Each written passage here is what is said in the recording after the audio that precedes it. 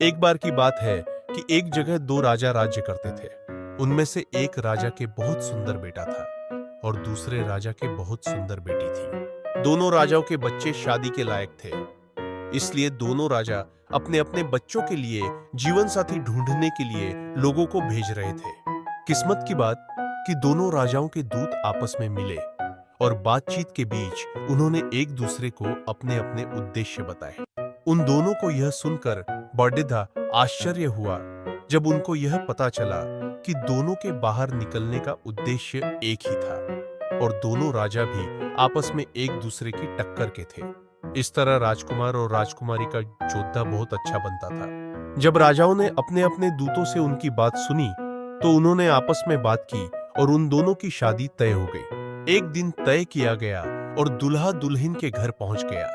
शादी की रस्में सब बहुत शानदार तरीके से पूरी की गई, लेकिन उनकी खुशियों पर एक बादल छा गया। उनकी खुशी कितने कम समय के लिए थी। जब दुल्हा अपनी दुल्हन को लेकर घर लौट रहा था तो रात को वह एक बागीचे में रुका। इत्तेफाक से वह बागीचा परियों का था। ये परियां रात को वहां आती थीं। उस रात जब वे वहां आईं, तो वहां राजकुमार को देखकर वे उससे प्रेम कर बैठी। उन्होंने उसको अपना बनाने का सोच लिया। उन्होंने उस पर ऐसा जादू डाला कि वह मौत जैसी गहरी नींद सो गया।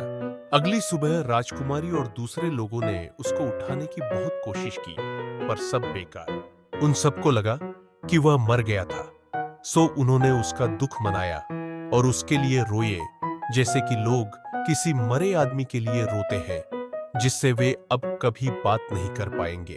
यह उनके लिए बड़ी मुश्किल की घटती थी। तभी वहां पर सूडाब्रोर और बूढ़ाब्रोर दो चिद्दियां आईं और जहां लोग राजकुमार के लिए रो रहे थे, उस जगह के पास ही एक पेड़ की शाख पर आकर बैठ गई और आपस में बातें करने लगी।